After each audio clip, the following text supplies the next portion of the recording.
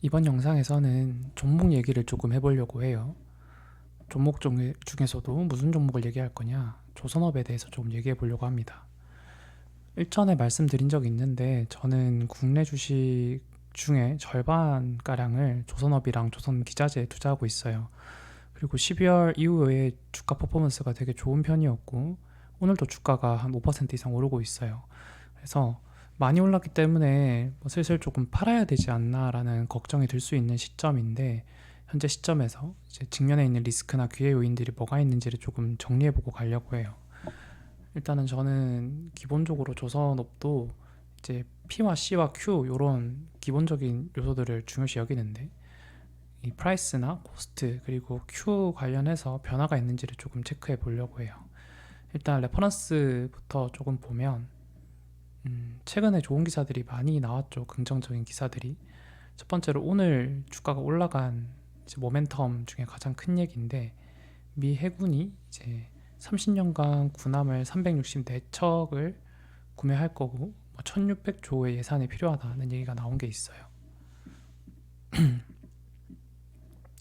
위의 내용은 똑같고 그래서 현재는 다수의 해군 조선 프로그램이 일정 지연과 비용 증가에 직면하고 있다. 그래서 미국 조선소에는 어려움이 있다는 얘기고 그렇지만 미국 방위산업 기반의 강화가 중요하다까지 이어지고 있죠. 이걸 보면 결국에는 지금 MRO만 신사업으로 얘기하고 있는데 오늘 주가가 오른 기대감은 신축 건조에 대해서도 조금 기대를 해볼 수 있지 않을까. 그러니까 미국 조선소는 사실상 지금 저만큼의 물량을 소화할 이제 가능성이 적으니 협력업체들, 그러니까 협력 국가들에게 물량을 조금 줄 거다라는 기대감이 있는 것 같아요.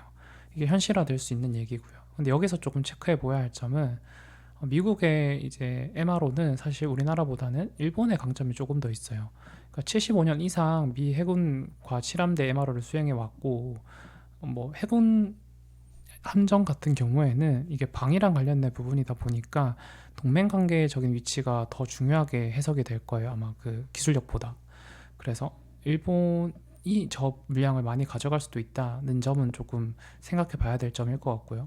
하지만 한국의 강점도 있죠. 그러니까 기술력이 조금 더 좋고 그리고 가격 경쟁력도 있어서 아마 MRO 수주가 시작되고 나면 그 사업을 잘 해내고 나면 이런 함정의 신축 건조에 대해서도 기회가 있을 수 있다라고 판단을 할 수 있어요. 요 내용 말고도 이제 이거는 이제 테마성 재료에 가깝다고 볼 수 있고 그거 외에 직접적으로 이제 코스트에 영향을 미치는 얘기를 조금 해보려고 하는데 음, 일전에 언급한 적 있긴 한데 우리나라 조선소가 현재는 노동력을 대부분 외국인 노동자를 쓰고 있어요. 그러니까 임금 문제가 꽤 있고 노동 집약적 산업이었는데 과거에는 이게 되게 험한 노동력이다 보니까 이제 국내 노동자를 되게 기피를 하고 그렇다고 임금을 너무 높이자니 코스트 문제가 생겨나죠. 그 해결법 중에 한 개로 외국인 노동자를 사용하는 것과 또 한 가지는 이제 스마트 조선소를 운영을 점차 하는 거를 얘기하고 있는데 스마트 조선소에 대해서 뭐 최근에 또 기사가 나온 게 있어서 얘기해 보려고 해요. 그러니까 현재 자동화가 어려운 용접까지도 AI로 할 수 있다는 얘기가 나오고 있어요. 실제로 이제 운영을 하고 있고요. 여기 보면 뭐 용접부터 조선소 전반에 스마트에 나선 조선업계 생산성 강화, 안전성 측면에서 호평이라고 얘기를 하고 있죠.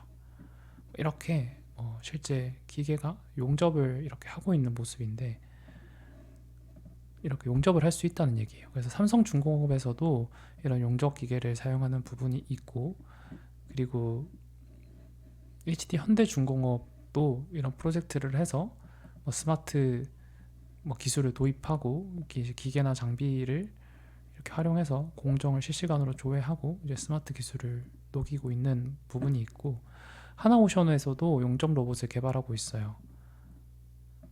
이런 측면은 이제 코스트에 영향을 줄 수 있는 부분들이 될 거고 그 다음에 신조성과에 대해서도 조금 확인해 볼 부분이 있는데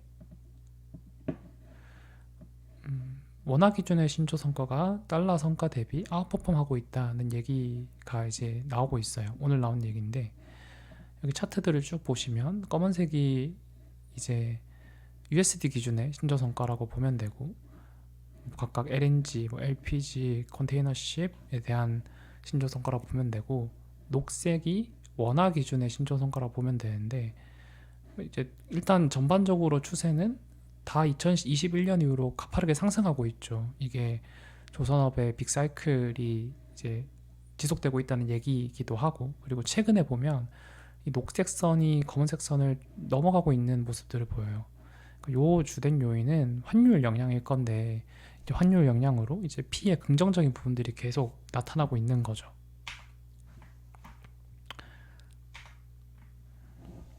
이런 부분들을 고려해서 종합적인 얘기를 조금 해보면, 일단은 프라이스, 가격은 환율 효과 등으로 지속적으로 개선되는 움직임을 보여주고 있는 것 같아요. 그리고 여전히 고환율 영향권에 있는 상황이고, 그래서 KRW 신조성과가 USD 신조성과를 그래프를 뚫고 올라가는 모습이다. 그래서 프라이스 측면에서는 아직 걱정되는 리스크는 없다는 게 결론이고요.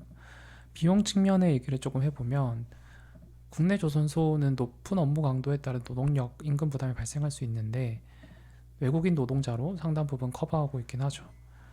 그리고 스마트 조선소 관련하여 기존에 도입하고 있는 기술들은 드론이나 AR 등을 활용해서 스케줄링이나 시뮬레이션 등에 좀 한정되었다고 볼 수 있는데, 앞으로는 물리적 영역까지 넘어가서 용접까지 가능한 상황이죠. 이러면 정말로 그 노동력이 많이 줄어들 수 있을 것 같아요. 그 다음에는 이제 수주 얘기들은 MRO를 이어서 이제 신규 건조 사업까지도 수주는 늘어날 수 있는 가능성이 있다. 그러니까 수주도 사실 계속 감소될 기사들보다는 늘어나고 있다는 얘기들이 더 많아요. 특히 트럼프가 집권되고 나면 이 얘기들이 더 강화될 거라고 예상이 되고, 최근에 뭐 미국뿐만 아니라 인도 등에 대해서도 얘기가 계속 나오고 있는 걸로 봐서 수주 측면에서도 긍정적인 부분들이 훨씬 더 많아 보여요. 그래서 종합적으로 봤을 때 12월 이후 조선비, 조선기자재 주가가 상당히 아웃퍼폼하고 있기는 하죠. 그리고 내가 보유하고 있는 주식들도 계엄령 사태 이후에 매수한 것들이 많은데, 평균적으로 40에서 50% 정도는 상승한 것 같아요. 한 달 만에. 그래서 충분히 조정을 볼 수 있을 만한 상승폭이긴 해요. 그렇지만 조선은 장기 사이클에 올라가 있는 상태니까 섣불리 내리는 것은 착오일 가능성이 높아요. 그래서 만약 시장이 아직 확실하지 않은 MRO 같은 것 때문에 좀 과도하게 오른다면, 지금 정도는 과도하다고 생각하진 않지만 이제 훨씬 더 과도하게 오른다면 단기적으로 비중을 일부 줄였다 가는 것은 고민할 수 있으나, 뭐 다 팔고 가자 이런 거 선택은 잘 안 할 것 같아요.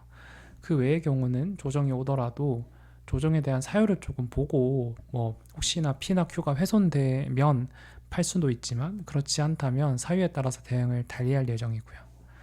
여기까지가 조선업에 대해서 업데이트 해본 사항이고, 오늘 영상이 도움되셨다면 좋아요와 구독 부탁드립니다.